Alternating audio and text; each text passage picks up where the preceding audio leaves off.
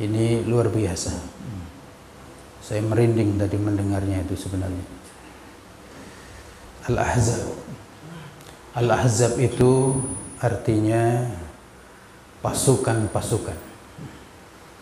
Pasukan-pasukan sekutu. Pasukan-pasukan kafir, kelompok-kelompok kaum kafirin. Jadi orang-orang kafir itu tidak satu kelompok, banyak. Dan ternyata mereka itu bersatu untuk melakukan penyerangan, penyerbuan, perlawanan terhadap Nabi Muhammad sallallahu alaihi wasallam. Artinya apa? Mereka melakukan pengeroyokan terhadap Nabi Muhammad sallallahu alaihi wasallam. Ana ad-da'i bi-imani, ana al-islam rabbani, sa'ali rayati dawman wa ahmi saffa ikhwan.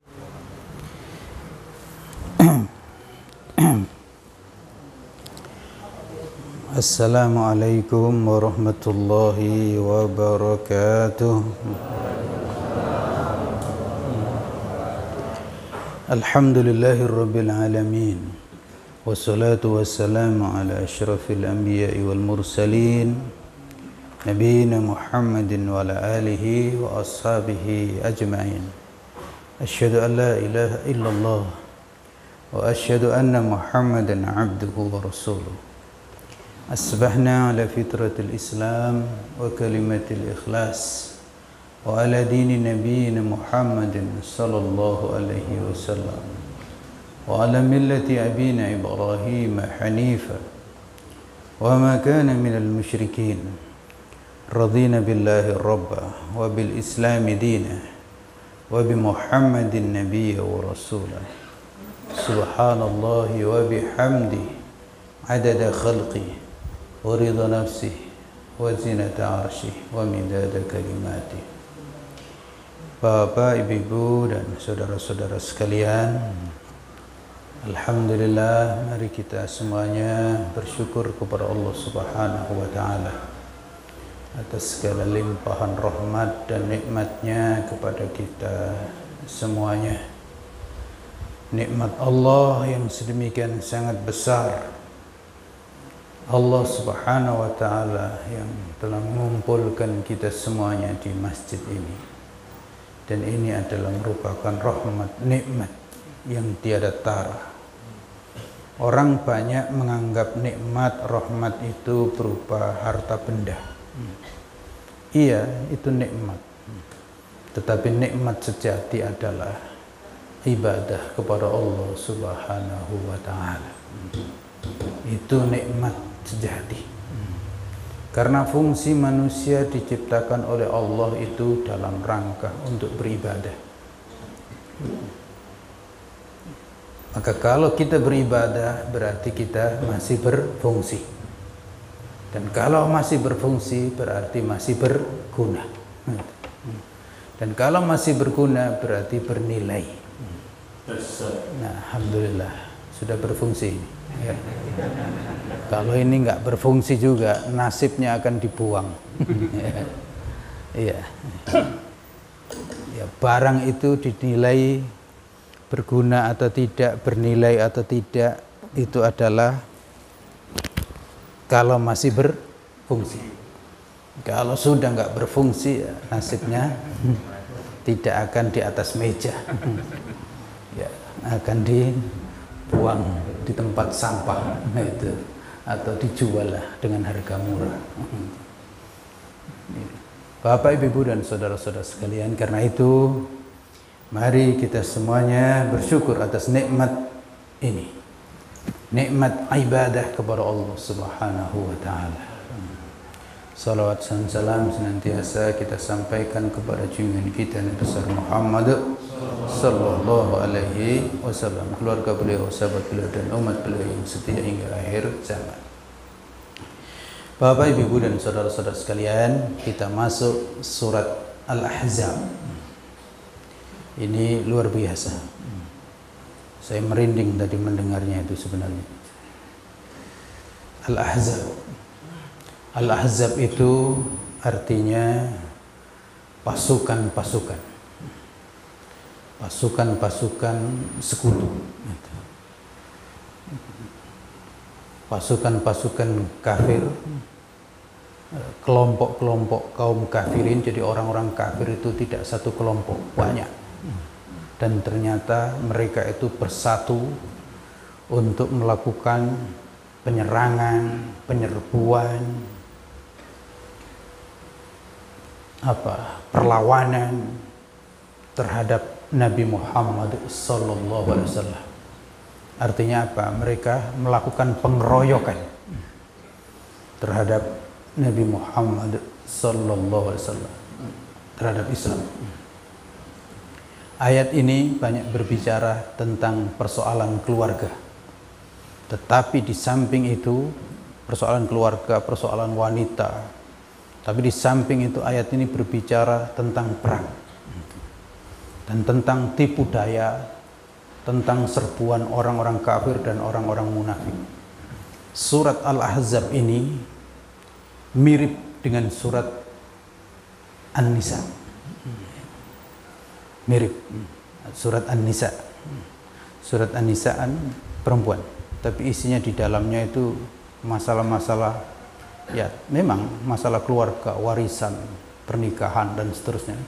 Tapi di dalamnya terkandung masalah-masalah bagaimana tipu daya kaum munafik, kaum kafir dan seterusnya.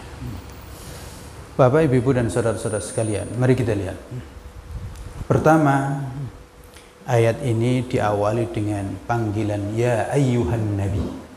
Lihat, yang dipanggil itu Nabi Muhammad sallallahu alaihi wasallam. Dipanggil oleh Allah. Dan tidak dipanggil ya Muhammad, tapi dipanggil dengan ya ayyuhan nabi, wahai nabi.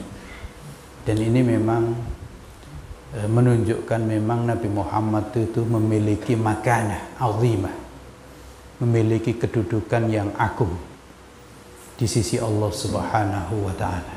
Tidak dipanggil dengan nama. Nabi dan Rasul di dalam Al-Quran yang lain itu sering dipanggil nama, ya Ibrahim, ya Musa, ya Isa dan seterusnya. Tapi untuk Nabi Muhammad tidak dipanggil nama, tapi dipanggil ya ayyuhan nabi, wahai nabi. Karena itu nama Nabi Muhammad di dalam Al-Quran itu saya kira hanya ada 2, yaitu di surat Al-Fatih Muhammadur Rasulullah, ya, atau 3 ya, Muhammadur Rasulullah, Muhammad Rasulullah, dan itu juga disambung dengan Muhammad Rasulullah. Lagi di surat Al-Imran, dan satu lagi itu pesannya Nabi Isa, tidak Muhammad tapi Ahmad. Hanya ada 3 itu. Kalau nabi-nabi yang lain itu banyak. Nabi Musa berulang kali disebut, Nabi Isa berulang kali disebut, Nabi Ibrahim. Nah, di sini Nabi Muhammad tidak dipanggil oleh Allah dengan nama, tapi dipanggil kedudukan Nabi sebagai Nabi. Ya ayyuhan Nabi, wahai Nabi. Ini menunjukkan kedudukan Nabi Muhammad SAW yang agung. Oleh karena itu kita juga kalau mendengar Nabi Muhammad disebut, maka kita punya etika. Kita bersalawat kepada Nabi Muhammad sallallahu alaihi wasallam. Dan nanti kita akan ketahui bagaimana kedudukan Nabi Muhammad sallallahu alaihi wasallam itu. Jadi ayat ini dibuka dengan menggetarkan hati kita tentang kedudukan Nabi Muhammad sallallahu alaihi wasallam. Ya ayyuhan nabi, wahai nabi. Berikutnya kita mendapatkan pelajaran, ya, dahsyatnya dan semangatnya orang-orang kafir dan orang-orang munafik dalam menghalang-halangin Nabi Muhammad dan umat Islam untuk mengamalkan ajaran Islam.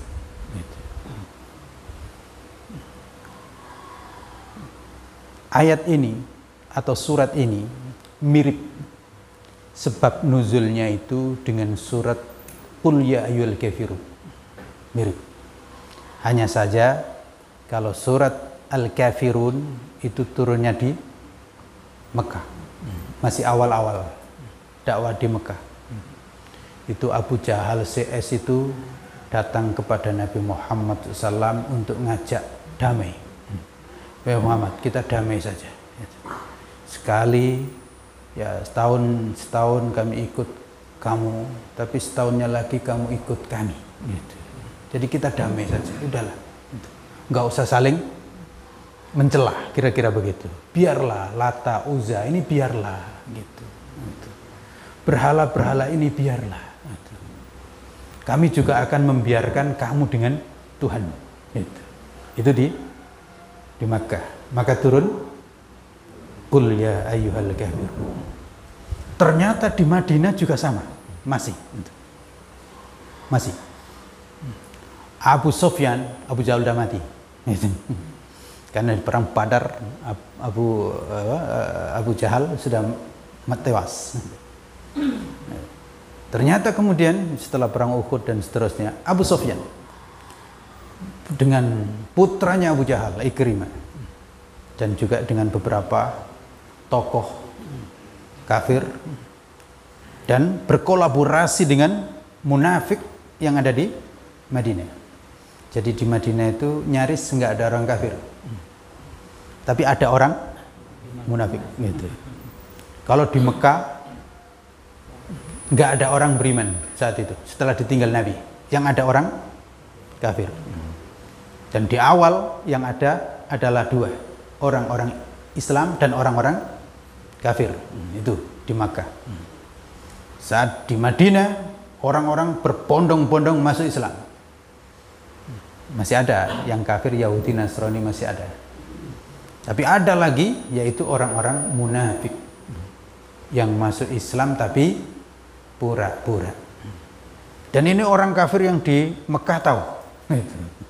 Maka mereka berkolaborasi, datang bersama menghadap kepada Nabi Muhammad SAW untuk bujuk lagi. Ya Muhammad, berhentilah bicara tentang Lata Uzza. Artinya nggak usah disinggung-singgung itu, nggak usah disebut sebagai alihah, nggak usah disebut sebagai Tuhan-Tuhan selain Allah, nggak usah disebut sebagai berhala, gitu. Nggak usah disebut bahwa nyembah Lata Uzza itu kemusyrikan. Katakan nyembah Lata dan Uzza itu keberkahan. Katakan itu. Ya ini kan peninggalan nenek moyang. Itu. Nggak usah diusik lah. Kalau kamu nggak mengusik Lata dan Uzza, kami juga tidak mengusik kamu untuk menyembah Tuhanmu, yaitu yang kamu anggap la ilaha illallah itu. Jadi kita udahlah gitu. Selesai gitu. Dan mereka memberikan ancaman. Ditambah lagi ancaman orang munafik. Orang munafik juga iya mendukung. Kalau tidak itu kamu nanti akan dibunuh gitu, Muhammad. Dibunuh dengan cara pengkhianatan lah. Dan memang sudah mereka buktikan juga. Nabi itu kan berulang kali mau dibunuh dengan cara enggak sportif, ditaruh batu besar di mana Nabi itu lewat, itu. Dan diberitahu oleh Allah Subhanahu Wa Taala, akhirnya tidak terjadi itu. Nah, Bapak, Ibu dan saudara-saudara sekalian, begitu upaya mereka untuk menghalang-halangi Nabi Muhammad dan tentu saja umat Islam mengamalkan ajaran Islam dengan murni. Nah, disinilah maka turun firman Allah Subhanahu Wa Taala, ya ayyuhan nabi, wahai nabi, ittaqillah. Bayangkan, ini yang membuat saya merinding tadi. Wahai nabi, bertakwalah kamu kepada Allah. Coba bayangkan, nabi diperintahkan oleh Allah untuk bertakwa secara langsung, dengan bahasa pribadi, karena di sini khitabnya langsung kepada Nabi. Bukan ya ayyuhalladzina amanu taqullah. Bukan wahai orang-orang yang beriman bertakwalah kalian kepada Allah. Bukan begitu kan. Tapi ini khitabnya langsung ke pribadi Nabi Muhammad sallallahu alaihi wasallam.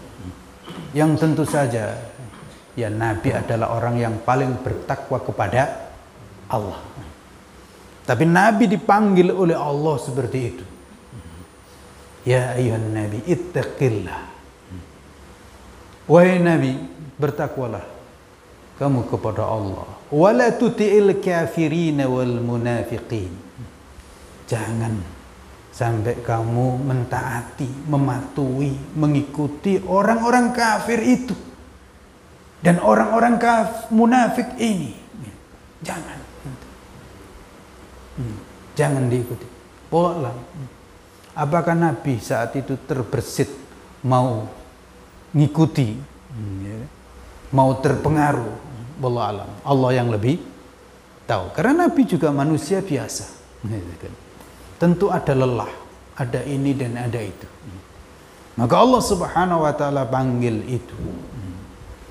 Innallaha kana aliman hakima. Sesungguhnya Allah itu Maha mengetahui dan Maha bijaksana. Allah Maha tahu apa yang mereka inginkan. Allah Maha tahu apa yang ingin mereka rekayasakan. Allah Maha tahu tipu daya mereka. Maka nggak usah didengar. Fokus bertakwa kepada Allah dan jangan mengikuti mereka. Karena apa? Yang namanya orang kafir, orang munafik pasti niatnya ya buruk, jahat. Nggak mungkin ngajak kamu berdamai, itu nggak mungkin. Nggak mungkin ngajak kamu baik-baik, itu nggak mungkin. Gitu. Ditambah lagi wattabi' ma yuha ilaik. Dan ikutilah wahyu yang telah diturunkan kepadamu. Ikuti Quran. Nah, coba.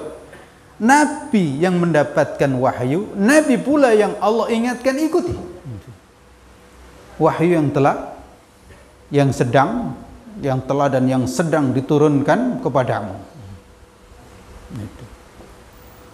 Wa kafa min rabbik innallaha kana bima ta'maluna khabira.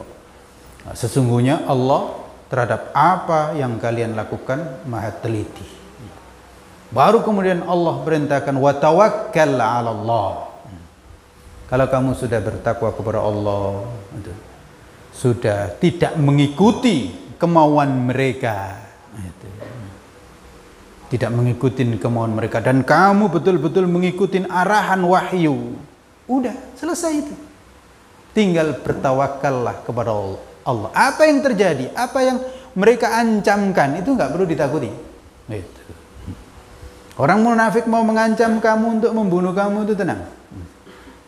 Orang-orang kafir sana mau mengerahkan pasukan Ahzab, menggempur kamu, tenang. Gitu. Kalau sudah kamu itu bertakwa kepada Allah, tidak mentaati mereka, dan mengikuti wahyu saja, maka tenang, tawakal kepada Allah. Nah, di sini kita dapat pelajaran tawakal. Jadi tawakal itu setelah kita betul-betul ya taat kepada Allah dan tidak berbuat maksiat, tidak berbuat dosa. Itu tawakal kepada Allah. Karena kalau kita berada di jalan Allah, kita dijamin oleh Allah. Tapi kalau kita berada di jalan orang-orang kafir, ya berarti kita ya udah diurus sama orang-orang kafir gitu. Itu logikanya begitu. Kalau kita berada di jalan syaitan, ya setan ngurus kita. Tapi kalau kita di jalan Allah, maka Allah yang ngurus kita. Wa tawakkal 'ala Allah. Nah, itu. Jadi itu pelajaran yang kedua tadi. Apa artinya orang-orang kafir itu dari Mekah sampai ke Madinah nggak berhenti untuk menghalang-halangin umat Islam, Nabi Muhammad SAW mengamalkan ajaran Islam. Itu begitu. Nah, mari kita bayangkan pelajaran yang berikutnya, yang ketiga. Kalau orang-orang kafir di zaman Nabi Saat Nabi masih hidup, semangatnya begitu untuk menjauhkan Nabi Muhammad dan Islam. Apalagi kira-kira Nabi sudah tidak ada. Mereka kan tahu tentunya, ya nggak mungkin lah Nabi Muhammad itu bisa ditipu, digoda.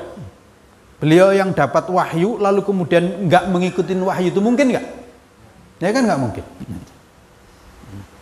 Nabi diajak untuk ngikutin mereka, ya nggak mungkin. Tapi ternyata mereka nggak ada istilah nggak mungkin. Pokoknya kita lakukan, kan gitu. Pokoknya Muhammad harus digoda, ya kan? Dan godanya itu luar biasa. Bawa harta juga disebutkan. Wahai Muhammad, kami kerahkan harta. Sampai juga ada yang dia seorang tokoh kafir di Makkah. Aku ambil menantu. Coba Nabi itu digoda diambil menantu. Aku punya anak ini, nikahin dia. Coba bayangkan. Tapi nggak usah diusik Lata dan Uzza itu. Udahlah, kita damai saja. Gitu. Biarlah Lata dan Uzza itu masih ada. Wa Manat, 3 itu. Lata, Uzza, Manat, itu biarlah. Gitu.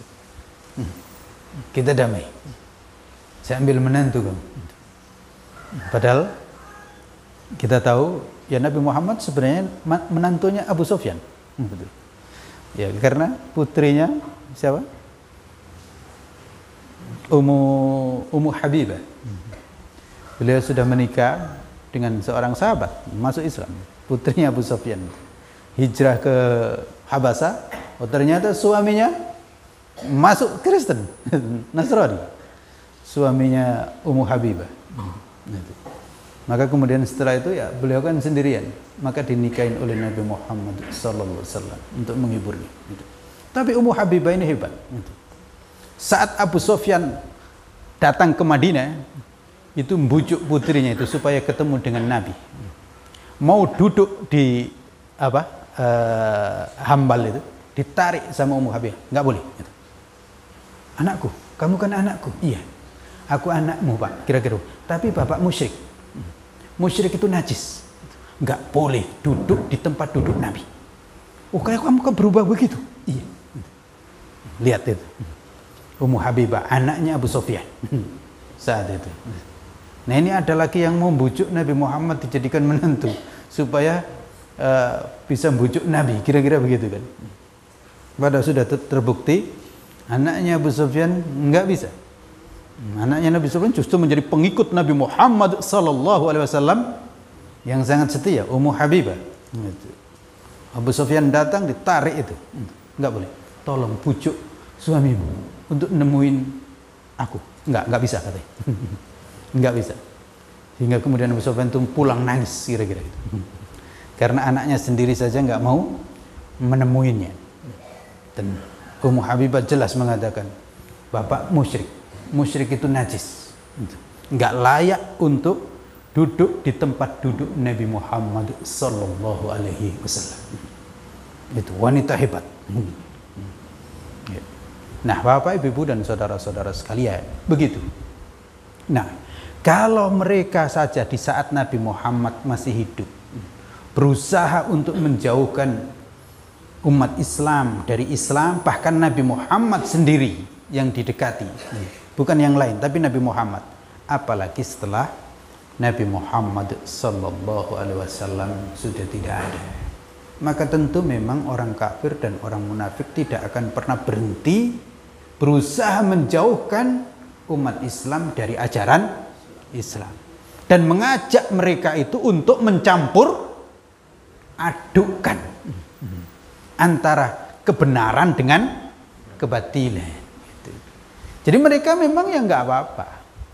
Andaikan kita itu mau menyembah Allah, lalu pada suatu saat ikut mereka bergabung. Itu. Mereka senang. Itu yang mereka inginkan. Karena mereka itu tahu, kalau hak dan batil itu dicampur, hasilnya ya batil. Susu dicampur dengan racun, hasilnya racun, bukan susu. Karena itu jarang orang minum racun itu racun murni. Ngeracun orang itu kan nggak pakai racun gitu aja, tapi ya ada sesuatunya. Seperti yang mereka lakukan Terakhir itu Nabi meracun Nabi.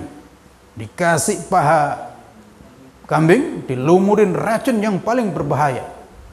Sekali makan langsung mati orang. Itu, iya.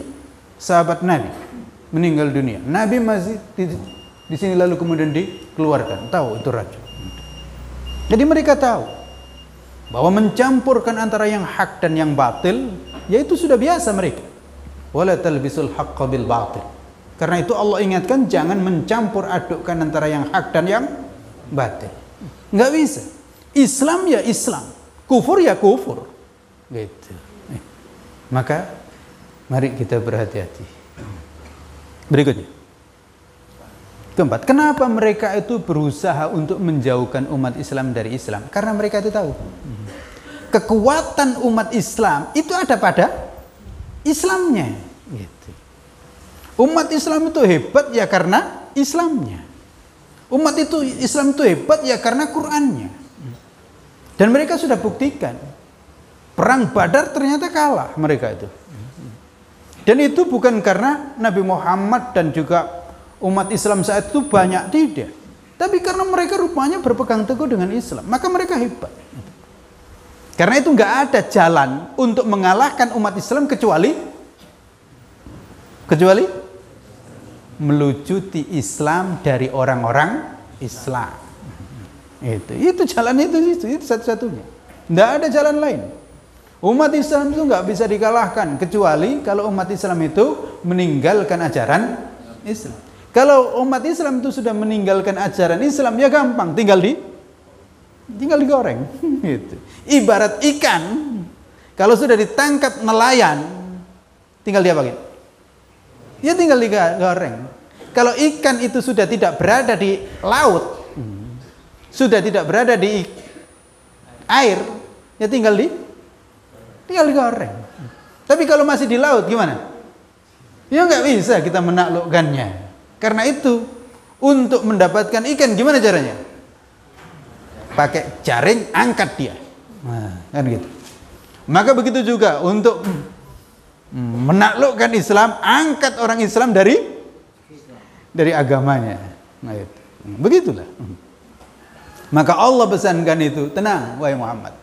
Selama kamu bertakwa, selama kamu tidak mengikuti mereka, nggak mau dijaring, gitu. Nggak mau dijaring, nggak mau diangkat. Jaring itu kan tipuan kan? Ikan kita tipu, kita jaring atau kita pancing, ya kan? Terus kita sendat, kan gitu. Kita selama kamu nggak mau dipancing, ya kan?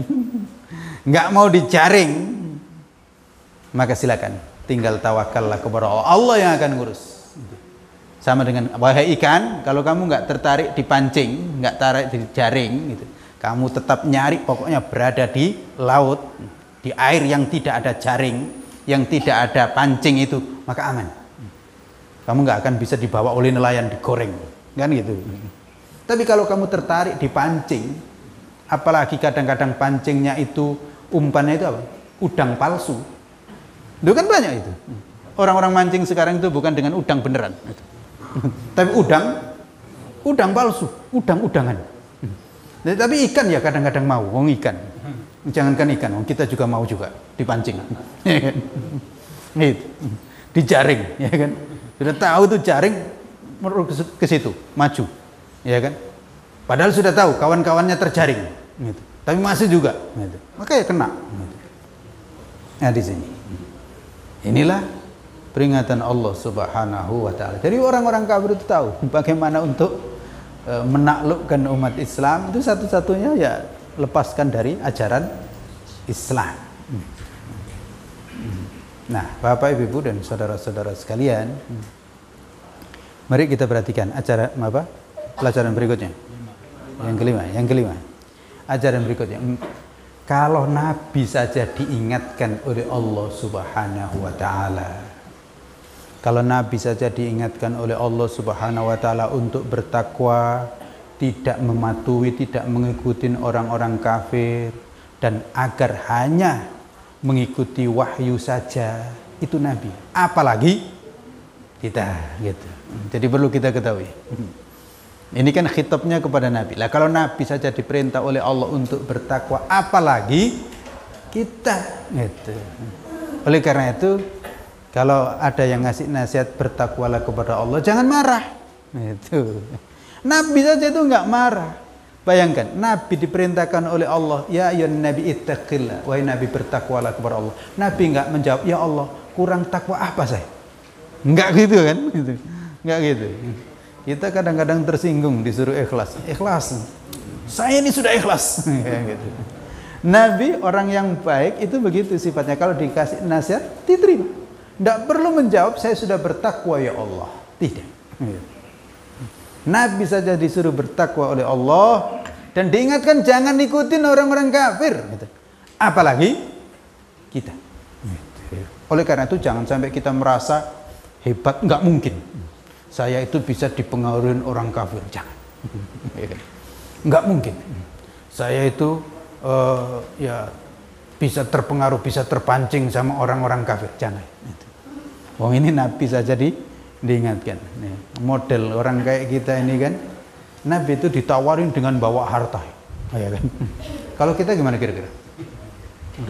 Pak Imam, jangan menjadi pengurus masjid Istiqomah itu. Ini saya kasih uang setruk, gimana gitu? Loh, jangankan setruk, 1 lembar aja udah mau. Apalagi nengok masjid Istiqomah itu saldonya 0 katanya. Iya kan, biarlah saya terima, nanti saya pakai untuk Istiqomah katanya. Lah, ngomongnya untuk Istiqomah, ternyata diam-diam, gitu. Maka hati-hati, hati-hati, jangan terjebak dengan tipuan orang-orang kafir. Itu. Ya, kalau Nabi saja mau ditipu, apalagi ya kita. Dan kalau Nabi saja diingatkan oleh Allah, apalagi kita, gitu. Apalagi kita. Maka jangan sampai ada yang merasa hebat, merasa nggak mungkin ditipu, gitu. Nggak mungkin ditipu. Padahal sudah ketipu, gitu. Nggak mungkin dijaring, padahal sudah masuk. Bukan hanya dijaring, tapi sudah digoreng, gitu. Iya, ya Bapak dan saudara-saudara sekalian, ngeri kita sebenarnya. Nabi itu menggambarkan suatu saat umat ini ngikut orang Yahudi, ikut orang Nasrani, sampai masuk lubang biawak, ikut juga. Ya, masuk lubang biawak. Dan Imam Nawawi saat itu, Imam Nawawi, gitu kan, sudah mengatakan hadis Nabi ini sudah menjadi bukti kalau Nabi itu benar, mukjizat. Buktinya apa? Umat Islam banyak ngikutin orang Yahudi, orang Nasrani. Saya tidak tahu di zamannya Imam Nawawi, tapi Imam Nawawi sudah mengatakan itu. Lah kalau di zamannya Imam Nawawi itu, menurut Imam Nawawi umat Islam sudah banyak masuk lubang biawak. Nah kira-kira zaman sekarang gimana? Iya. Hah? Enggak, lain dengan lubang buaya, lain. Lubang biawak itu lubangnya kecil, nggak kayak lubang buaya. Lubang biawak itu lubangnya sangat kecil, sempit, gelap, busuk, jorok. Gitu. Ini disebutkan Ibnu Hajar Al-Asqalani. Ada yang tahu lubangnya biawak? Nggak ada yang tahu. Sulit itu, sulit. Tapi Nabi menggambarkan itu sebenarnya saking sulitnya ikut orang Yahudi Nasrani itu, saking sulitnya. Tapi masih ikut juga gitu loh. Sudah sulit, susah, itu, busuk, itu, ikut juga. Itu kira-kira. Saking ikutnya itu. Di zaman kita sekarang kan sulit, tapi ikut juga, gitu. Kan sulit ini. Yang terjadi sekarang ini kan sulit kita ini, tapi ikut juga. Ya Allah. Sebentar lagi itu ada syarat ngurus tanah itu pakai syarat harus punya kartu asuransi. Ya Allah. Itu kan sulit itu. Dan ngikut juga. Naik pesawat harus punya surat ini itu. Sekolah harus punya syarat ini itu. Nanti masuk masjid itu harus punya syarat ini itu. Dan sekarang sudah terjadi. Untuk umroh, untuk haji itu punya syarat ini itu. Itu kan sulit. Tapi nah itu dia. Nah, itu. Umur 60 nggak boleh ke masjid. Jadi disuruh mati di mana kita? La haula wala quwata illa billah. Dan seterusnya dan seterusnya. Ini. Berikutnya. Yang keenam. Manusia itu hatinya hanya satu. Manusia itu hatinya hanya satu. Apa artinya? Ya kalau nggak kafir ya beriman. Nggak bisa hati itu diisi dua. Cinta kepada Allah dan cinta kepada Lata. Nggak bisa. Kalau cinta kepada Allah maka ya hanya cinta kepada Allah. Dan yang lainnya kalau ada cinta maka cinta lillahi wa fillah. Nggak bisa hati itu diisi dengan keimanan dan kekafiran pada saat yang sama. Maka kalau ada orang munafik yang mengatakan saya beriman dan saya kafir, artinya ya kafir. Itu yang kafir. Maka ada orang kan wa minan nasi may yaqulu amanna billahi wa bil yaumil akhir wa ma hum bimumin. Itu. Ada orang yang mengatakan saya beriman kepada Allah dan beriman kepada hari akhir. Itu orang munafik. Maka sebenarnya dia itu tidak beriman, ngomong aja, hatinya tidak. Gitu. Maka ini juga mengingatkan kita, kalau kamu betul-betul beriman kepada Allah, maka konsisten di jalan Allah. Orang itu hidup nggak bisa punya jalan dua. Harus punya jalan satu, yaitu jalan Shiratal Mustaqim atau khutuwatis syayatin. Gitu. Kita itu ngikutin Shiratal Mustaqim atau ngikutin ya jalan-jalan setan. Gitu. Nggak bisa punya dua hati. Gitu. Manusia itu hatinya dua. Tapi ini ada kisah yang menarik terkait dengan ayat ini. Jadi ada orang di zaman itu ini kisah benar, bukan kisah yang Pak Ketua tadi ya. Nomor rekening tadi itu bukan. Mana malaikat tahu nomor rekening dulu, nggak ada. Itu kisahnya orang-orang sekarang dibuat-buat. Ya, ini kalau kisah ini benar. Jadi di zaman dulu itu ada seorang lelaki yang punya julukan lahu qalbain, rajulun sahibu qalbain, lelaki yang punya dua hati. Karena apa? Saking cerdasnya, saking hebatnya. Dan dia pun kemudian mengatakan, li qalban, saya punya dua hati. Kalau Muhammad tuh hanya punya satu hati, pilih mana? Pilih saya atau dia? Gitu, ngeceknya itu. Dan memang terbukti. Apapun dia hafal, sekali dengar hafal, gitu. Cerdasnya luar biasa. Gitu. Namanya siapa ya? Bapaknya Ma'mar, Ibnu Ma'mar. Lupa saya nama depannya. Ibnu Ma'mar. Cerdas dia, luar biasa. Tapi suatu saat setelah perang Badar, dia masuk di barisan orang kafir kan? Perang Badar. Karena perang Badar itu orang-orang kafir kalah. Lari kembali ke belakang tunggang langgang. Gitu. Dan diantaranya ada Ibnu Ma'mar ini. Orang lari tunggang langgang itu kan nggak tahu mikir gimana gitu. Abu Sufyan tanya, apa yang terjadi kalian ini? Kok lari semuanya? Abu Sufyan kan nggak ikut perang di perang Badar. Gitu. Ya. Kenapa kalian? Kita ini kalah. Kita terkalahkan. Jadi kira-kira. Terus kemudian Abu Sufyan tanya ke Ibnu Ma'mar, apa yang terjadi? Kenapa sandal kamu pakai di kakimu sebelah, kok di tanganmu satu? Gitu. Oh iya ya, baru sadar saya. Baru sadar saya. Saya pikir sandal saya pakai di dua-dua kaki. Maka kemudian saat itu orang kemudian tahu, oh ini kalau begitu ya nggak cerdas orang ini. Pakai sandal saja lupa.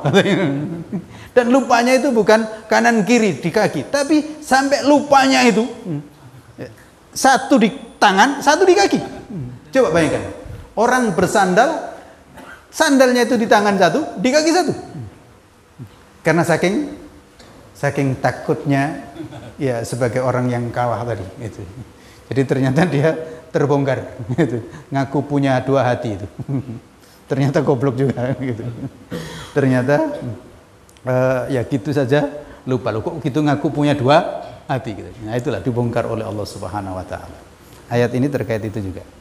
Tapi di antara intinya adalah manusia itu punya satu hati. Satu hati itu artinya ya digunakan untuk beriman kepada Allah atau untuk kufur. Sehingga kemudian Allah Subhanahu wa taala jelaskan, kamu itu ikut hukum Allah atau ikut hukum jahiliyah gitu. Ini disebutkan contoh-contohnya saja, ya kan? Setelah bicara yang besar seperti itu, diberikan contoh diantaranya zihar. Ini perilaku orang-orang jahiliyah. Dalam kondisi tertentu mengatakan, kamu ini kayak ibuku aja. Jadi nggak selera lagi, gitu kira-kira gitu. Dengan istrinya nggak selera, tapi dengan orang lain gawat gitu kan. Ini jahiliyah dan itu dianggap biasa. Termasuk juga nganggap anak angkat sebagai anak kandung, dan ini juga menimpa Nabi Muhammad sallallahu alaihi wasallam, yaitu Zaid. Karena sedemikian sangat dekatnya, karena orang tuanya itu sudah datang untuk mau mengambil Zaid bin Harithah itu, ternyata nggak mau dia, karena Nabi, wahai Muhammad, sebelum diutus kalau tidak salah itu, kedua orang tuanya, bapaknya dan pamannya datang untuk ngambil Zaid ini. Aku tebus dia, karena dia kan statusnya budaknya Khadijah, tapi kemudian diberikan kepada Nabi Muhammad SAW. Maka mau ditebus. Kata Nabi, nggak usah pakai tebusan. Tanya saja dia mau ikut siapa. Kalau dia mau mengikuti kalian, ya silakan bawa. Gitu. Tapi kalau ngikutin aku, kata dia, ya tolong jangan dipaksa. Gitu. Nggak usah pakai ditebus. Dan betul. Kemudian Zaid ditanya, kamu mau ikut siapa?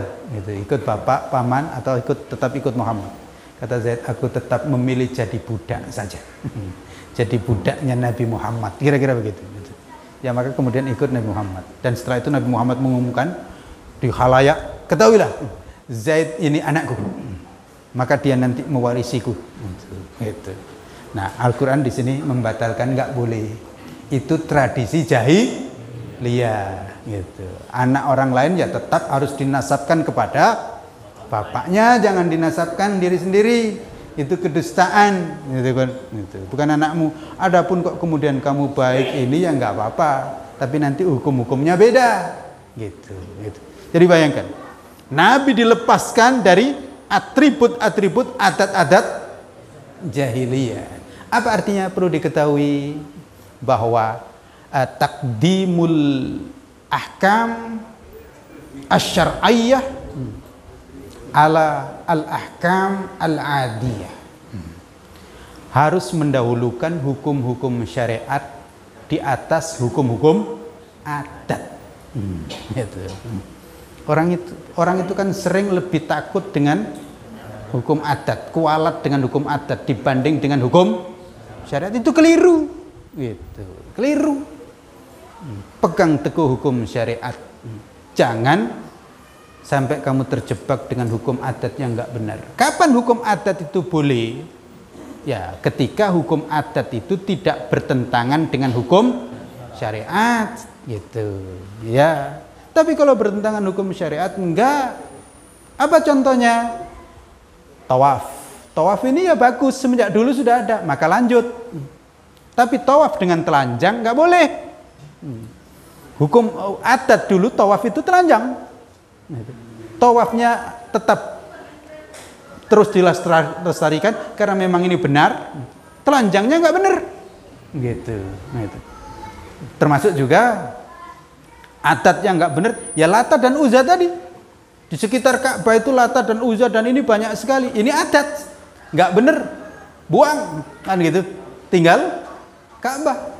Jangan sampai mengatakan ini sudah adat nenek moyang ini. Siapa yang mengatakan Lata dan Uzza itu berhala dan nyembah itu musyrik, saya laporkan nanti. Ya laporkanlah kepada Abu Jahal. Abu Jahal udah mati juga. Gitu. Ya kan bahaya itu hari-hari ini itu. Nanti bahaya itu bawa apa itu. Kalau ada orang judi, Terus bapak larang ini haram, dilaporkan gimana? Dilaporkan ke Pak Polisi. Tapi ya insya Allah tidak, Pak Polisi itu ngaji. Ya tahu mana yang hak dan mana yang batil ya. Justru yang itu memang harus ditangkap, diamankan yang judi gitu. Tapi di Jawa sudah mulai katanya. Di Jawa itu ada adat minum toa. Toa. Toa itu sejenis minuman, ya sejenis memabukkan. Dan ini adat. Nah, para ustadz ya semenjak dulu yang mengatakan toa itu haram. Saya semenjak kecil ya udah tahu para ustadz yang mengatakan haram. Tapi sekarang katanya mengatakan haram mau dilaporkan. Termasuk mengatakan wayang haram dan seterusnya. Semenjak dulu ya sudah ada. Dan kenapa kok haram misalnya itu? Dan sudah menjadi biasalah di masyarakat itu dulu. Kenapa kok ustadz dulu itu mengatakan wayang itu haram? Pertama, karena cerita-ceritanya itu para dewa. Orang Islam kan nggak kenal dewa. itu diantaranya. Terus lagi apa lagi? Di situ itu ada perempuannya itu pakai kemben. Gitu. Itu siangnya, lu malamnya itu agak lepas lalu nari nggak karu-karuan. Terus kemudian diiringin dengan mabuk-mabukan. Ya kalau kita tanya ustadz dulu, saya dulu guru saya, pasti saya jangan nak. Jangan nonton wayang. Itu dulu begitu. Itu ustadz dulu itu. Nggak tahu kalau sekarang. Ya biasa aja. Adapun kok kemudian ada yang mengatakan halal ya terserah situ. Ya kan itu. Itu persoalannya begitu aja. Kita menghormatin saja. Sama dengan minuman khamr tadi, judi. Ya haram. Tapi kok masih juga minum ya minumlah situ. Kan gitu persoalan itu. Jangan sampai berubah. Bahwa syariat, adat. Dan kalau adat itu bersentangan dengan syariat, ya tidak boleh. Bagi kita umat Islam. Termasuk sesaji tadi.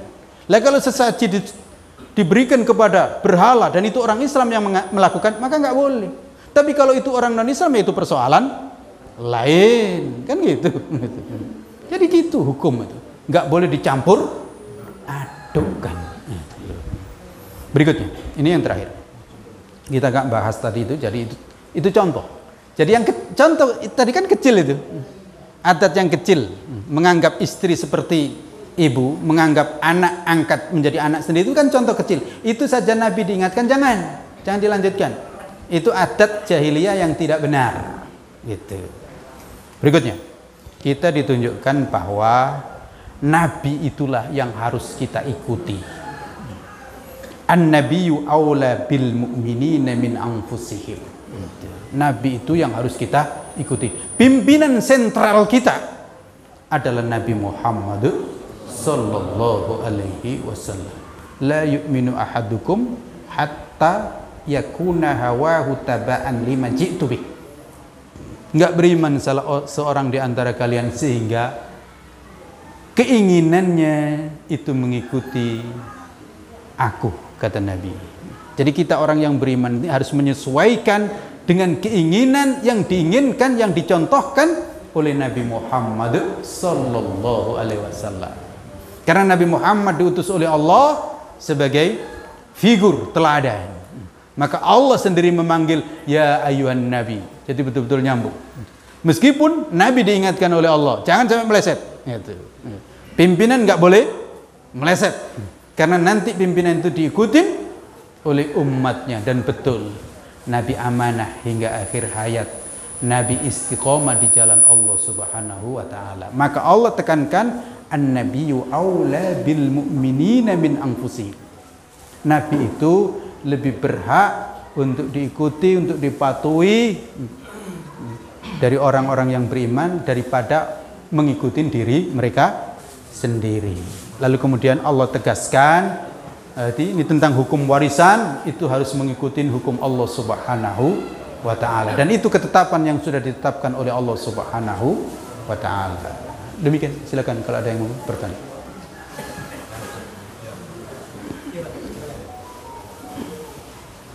Assalamualaikum warahmatullahi wabarakatuh. Waalaikumsalam warahmatullahi wabarakatuh. Ustaz yang kami muliakan, Ibu, bagian surat Al-Fatihah ini sangat menginspirasi dan menyadarkan kami, Ustaz. ternyata orang-orang kafir dan orang-orang munafik zaman Nabi itu ada punya generasi penerus. Nah, generasi penerus nampaknya sampai sekarang kami rasakan itu terasa banget, apalagi tadi diurai oleh Ustaz ya. Bagaimana kondisi sekarang ini kalau kita perhatikan, termasuk ada ulama-ulama besar yang menurut informasi dibawain duit karungan dan lain sebagainya, namun mereka tidak payah. Tapi resiko bagaimana yang kita harus. Nah, tadi dianjurkan bagaimana kita menghadapi hal-hal yang seperti ini, kita bertakwa, bertakwa kepada Allah. Sudah bertakwa, kita fatawakal ala Allah. Nah, fatawakal ala Allah ini yang saya perlu bertanyakan kepada Anda. Apakah kita tawakal itu berserah diri sepenuhnya kepada Allah, kita diam? Apakah fatawakal ala Allah ini menghadapi kondisi seperti ini kita merapatkan barisan? Sekian, terima kasih. Assalamualaikum warahmatullahi wabarakatuh. Waalaikumsalam warahmatullahi wabarakatuh. Bagus sekali. Iya. Tawakal kepada Allah, hati kita sepenuh hati serah diri kepada Allah Subhanahu wa taala. Sepenuh hati. Sepenuh hati kita serahkan diri kita kepada Allah Subhanahu wa taala. Tentu saja dilandasi dengan ketakwaan tadi. Kita takwa kepada Allah. Takwa itu apa? Di sini diterangkan melaksanakan semua perintah Allah dan menjauhi semua larangan Allah. Ini, dan kita selalu mengikuti arahan wahyu. Baru kemudian kita bertawakal kepada Allah Subhanahu wa taala. Otomatis tawakal itu bukan pasif tapi aktif gitu. Tawakal itu bukan duduk diam saja, bukan. Ya tetap bergerak. Nabi kan bergerak. Menyusun barisan, menyusun kekuatan, ya kan? Gitu. Menyusun barisan, menyusun kekuatan, dan betul. Ya menyusun barisan itu perintah Allah. Innallaha yuhibbul ladzina yuqatiluna fi sabilihi shaffa. Allah itu mencintai orang-orang yang berjuang di jalan Allah satu saf, satu barisan. Itu termasuk masjid. Jangan sampai kita bertawakal diam saja. Betul, Pak Ketua tadi, ayo terus, ya kan? Diajak ke masjid gitu. Ya, diajak, diundang. Pakai mic kok belum datang, pakai surat. Pakai surat belum datang, stempel suratnya. Gitu, iya. Jangan diam saja, betul. Harus ajak ke masjid. Dan sentral kita umat Islam itu adalah masjid. Bagus. Terus terang kita harus bergembira, bersyukur kepada Allah Subhanahu wa taala. Gerakan pembangunan masjid yang saya lihat di Bengkulu ini luar biasa. Gerakan fisiknya luar biasa. Rata-rata masjid itu dipugar, diperbaiki. Ini luar biasa. Kita bersyukur kepada Allah. Dalam kondisi yang katakanlah ya memang banyak ujian dan cobaan, tapi gerakan kita untuk membangun masjid luar biasa. Bagus.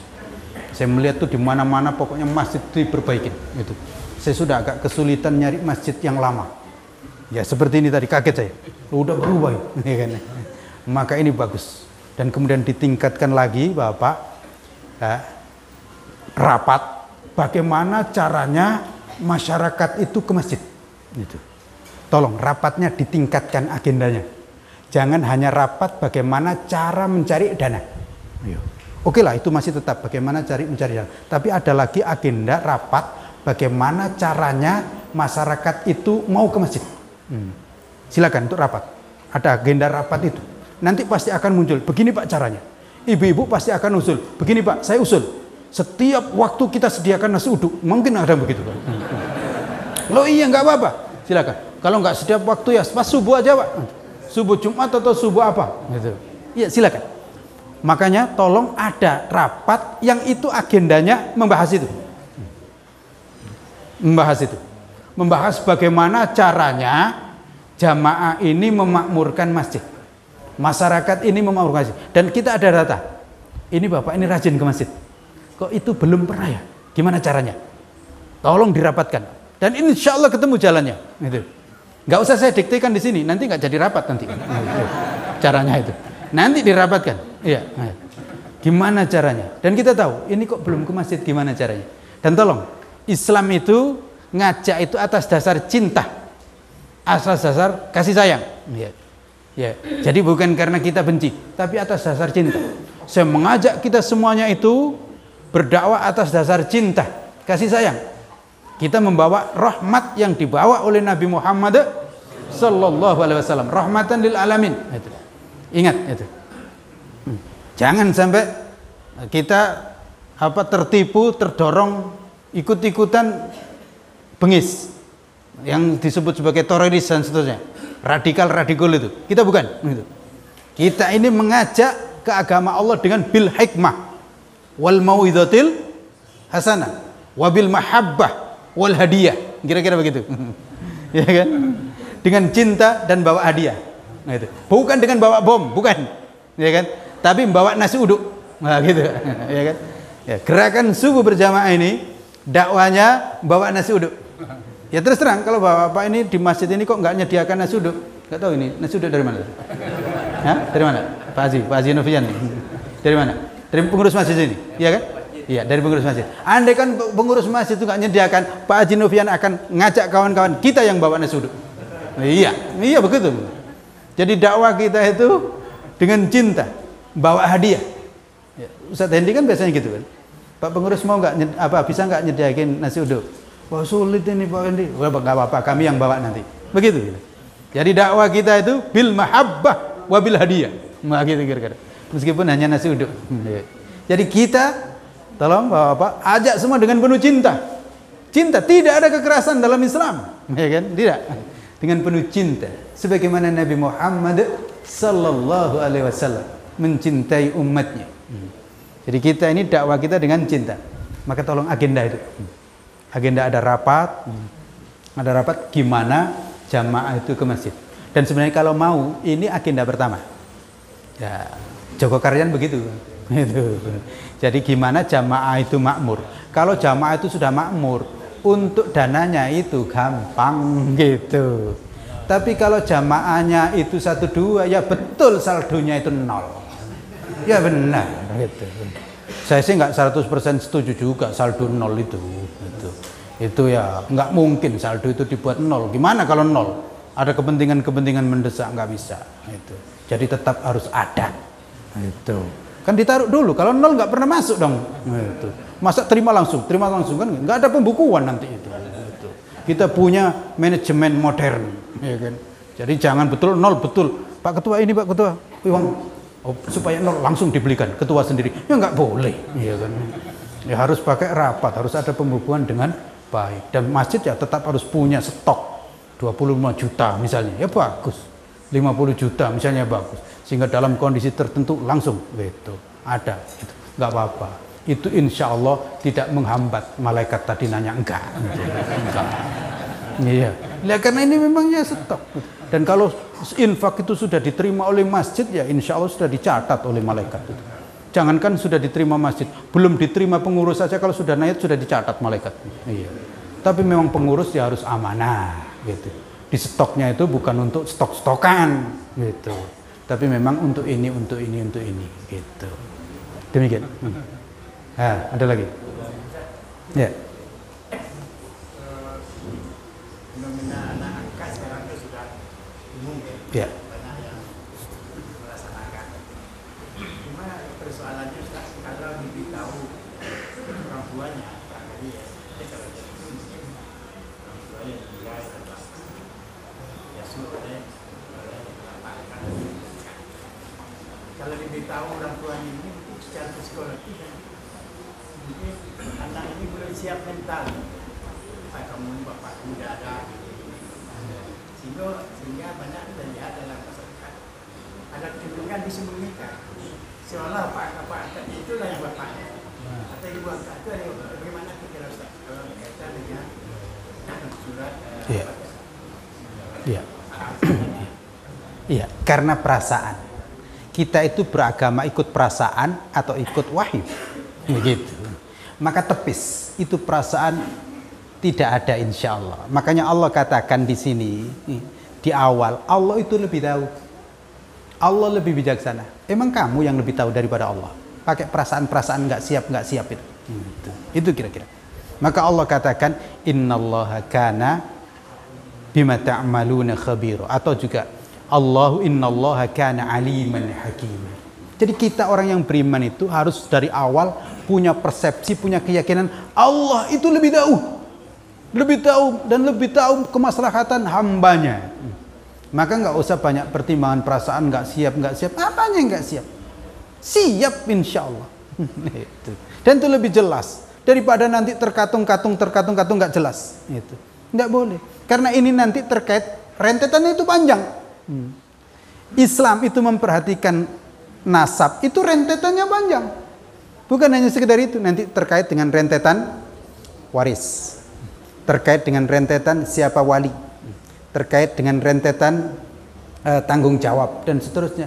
Bukan hanya berhenti di situ, karena kita punya hukum nanti. Ini mahramnya dengan siapa dan seterusnya itu. Di situ. Maka tepis. Perasaan itu. Ini tadi Nabi juga digoda kan perasaan itu. Ini Nabi sendiri itu. Maka dikatakan tidak perlu ada perasaan itu. Nanti akan lebih besar lagi nanti di ayat berikutnya.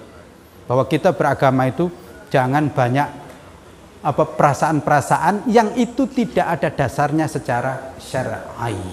Gitu. Ya. Assalamualaikum warahmatullahi wabarakatuh. Waalaikumsalam warahmatullahi wabarakatuh. Jadi Ustaz membahas tentang adat dan Islam. Makanya kalau ke Sumatera Barat sudah selesai adat dan syarat salah satu. Tapi saat ini ada muncul lagi polemik masalah adat Islam ini dengan munculnya Islam Nusantara, yang sponsor oleh ormas yang besar di Indonesia. Ini seakan-akan Islam Nusantara ini Islam itu harus menyesuaikan dengan budaya Nusantara. Ini salah satu contohnya membaca Al-Quran dengan pakem Jawa yang sudah ada sekarang. Itu kan rasanya tidak benar. Jadi bagaimana? Seakan-akan nanti Islam harus menyesuaikan ini dengan budaya Indonesia. Ini terjadi terutama di Jawa. Di Sumatera, insya Allah Sumatera sudah selesai masalahnya, masalah adat dari Islam ini. Bagaimana sikap kita masalah ini? Ya, Islam Nusantara? Saya kira bukan Islam harus ngikutin Nusantara. Yang saya tahu itu Islam Nusantara itu kita ditunjukkan bahwa orang-orang Islam Indonesia itu orang-orang Islam yang santun. Orang-orang Islam yang tawadhu, baik. Itulah Islam Nusantara. Dan ini terkenal. Sebelum ada istilah Islam Nusantara itu ya sudah biasa. Kita di Arab itu ya dikenal. Ini orang-orang Islam Indonesia. Ya maksudnya orang-orang Islam Nusantara. Atau disebut juga meskipun Sumatera juga ini orang-orang Jawa gitu. Karena Indonesia itu kan terkenal dengan Jawanya gitu. Artinya apa? Adatnya orang-orang Indonesia itu santun gitu. Ya bagus, nggak ada masalah. Gitu. Santun, nggak gampang marah, ya kan gitu. Orang Indonesia kan nggak gampang marah, gitu. Dipinjak kaki itu maaf pak, kan gitu. Iya, dia yang minta maaf. Itulah adat bagus itu, gitu. Iya kan? Kaki kita yang dipijak itu tapi minta maaf. Gitu. Gitu. Iya, itu Islam Nusantara, gitu. Jadi santun, gitu. Santun, gitu. Itu. Gitu. Lah kalau yang adat-adat tadi itu, ini tadi kita itu menghargai adat, mengikuti adat selama adat itu tidak bertentangan dengan syariat, nggak apa-apa.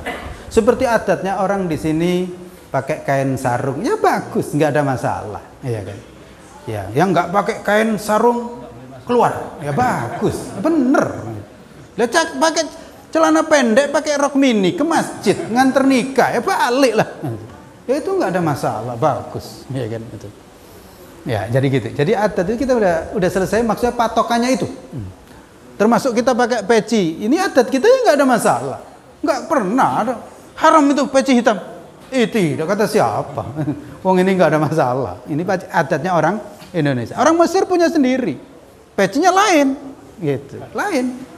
Mesir dengan Saudi lain, gitu. Dengan India juga lain. Ini adat-adat kita nggak ada masalah. Gitu.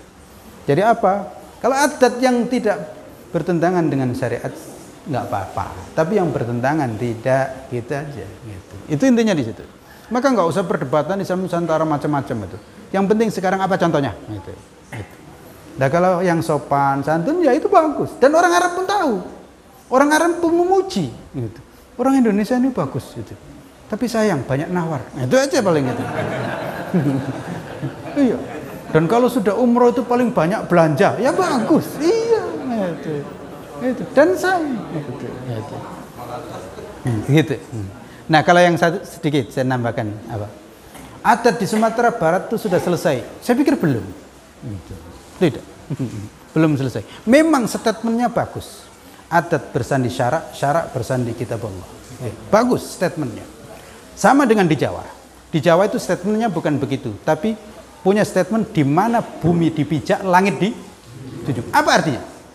Di mana saja berada, maka hukum langit harus dipatuhi. Seharusnya begitu. Cuman kadang orang salah mentafsirkannya itu, memaknainya itu. Ya sama itu sebenarnya. Di mana bumi dipijak, langit harus dijunjung. Gitu. Sumatera Barat, adat bersandi syarak, syarak bersandi kitabullah. Bengkulu juga begitu. Tapi kenyataannya enggak. Ada yang tidak. Di antaranya satu. Kalau di Sumatera Barat bagi warisan gimana? Enggak cocok gitu. Bagi warisan itu enggak cocok Sumatera Barat dengan Al-Qur'an. Maka tolong kawan-kawan Sumatera Barat. Dan ini Buya Hamka luar biasa itu berjuang, tapi belum berhasil. Iya. Dan kemarin saya juga diprotes sama seorang kawan. Ustadz, kalau bagi waris seperti yang antum sosialisasikan itu kayak tafsir itu nggak bisa di Sumatera Barat di Padang. Ya bisa nggak bisa, ini Quran saya bilang. Iya, iya kan? Iya kan? Betul kan? Iya. Itu nggak cocok. Tolong. Dan mungkin adat-adat yang lain, termasuk di Bengkulu. Adat itu nyuguhkan rokok. Ah ini nggak sesuai dengan syariat ini. Karena Muhammad dia sudah berfatwa haram. Maka ada diselesaikan, ya kan? Termasuk juga kalau ada yang ketangkap basah nyuci kampung. Saya kira nyuci kampung itu nyiramin kampung. Lu ternyata nyembelih kambing. Nah, ini nggak sesuai dengan syariat itu. Ya kan? Jadi harus diteliti lagi dengan sebaik-baiknya. Terima kasih. Saya pikir cukup. Satu lagi. Ini sudah jam 7 ini. Gimana ibu-ibu? Nah, ibu-ibu sudah mau. Silakan. Ketua nggak bisa. Kembali lagi tadi ke masa anak angkat itu ya. Ya. Ada kejadian ini saya pernah mendengar ya, saking tertutupnya, saking menutupi orang tuanya gitu ya, sampai dia memang tidak tahu sampai nikah, sampai pada saat pernikahan itu yang menjadi ininya wali apa ini bapak angkatnya, sehingga padahal orang tua aslinya itu ada masih hidup gitu ya, tapi tidak tahu mungkin di mana. Nah, apakah sah pernikahan ini dilaksanakan? Ya. Dan pernikahannya itu sudah berlanjut, sudah selesai gitu ya. Sudah punya anak dan lain sebagainya. Terima kasih. Bagus sekali. Inilah fatalnya. Fatal. Gara-gara perasaan tadi. Maka sampai kemudian orang nggak tahu dan dia mengaku sebagai wali. Fatal. Ya kalau wali itu merupakan syarat nikah dan dia tidak yang berhak, maka kan pernikahan itu batal. Dan kalau batal kan berarti pernikahan itu nggak sah. Dan kalau nggak sah gimana? Haram. Tapi kalau anak itu nggak tahu, ya bukan dia yang dosa, tapi yang dosa yang bapaknya tadi. Itu fatalnya. Nanti soal warisan dan seterusnya fatal lagi. Ini datuknya siapa ini? Ya kan? Nah, kalau nyerempet ke situ bahaya. Jadi di situ fatalnya. Makanya Allah itu lebih tahu. Allah itu menyampaikan yang hak, meskipun mungkin untuk sementara kayaknya pahit, gitu. Tapi ini kenyataan, jangan dipungkiri, gitu. Ini kenyataan, jangan dipungkiri. Makanya ada hadis juga, qulil haqqa walau kana murra. Katakan yang hak meskipun pahit. Awalnya pahit, tapi nanti manis. Daripada awalnya manis, ujungnya pahit seumur hidup. Nanti kalau dia tahu betapa menyesalnya dia, gitu. Maka kalau tabanni mengambil anak angkat itu ya terang-terangan saja memang ini anak angkat dari terus perlahan dan kemudian bertahap memang ya bukan gitu. Dan ini banyak terjadi juga nggak ada masalah. Tapi kalau dari awal disembunyikan, ya namanya menyembunyikan itu kan susah. Nggak usah disembunyikan. Kenapa disembunyikan? Oh ini amal soleh. Kalau memang amal soleh nggak usah disembunyikan. Demikian. Iya itu. Demikian, terima kasih Bapak, Ibu dan saudara-saudara sekalian. Semoga jamaah Masjid Istiqomah selalu diberkahi oleh Allah Subhanahu wa taala. Dan semoga kita semua istiqamah di jalan yang ditunjukkan oleh Nabi Muhammad sallallahu alaihi wasallam. Subhanakallahumma rabbana wa bihamdika asyhadu an la ilaha illa anta astaghfiruka wa atubu ilaik. Assalamualaikum warahmatullahi wabarakatuh.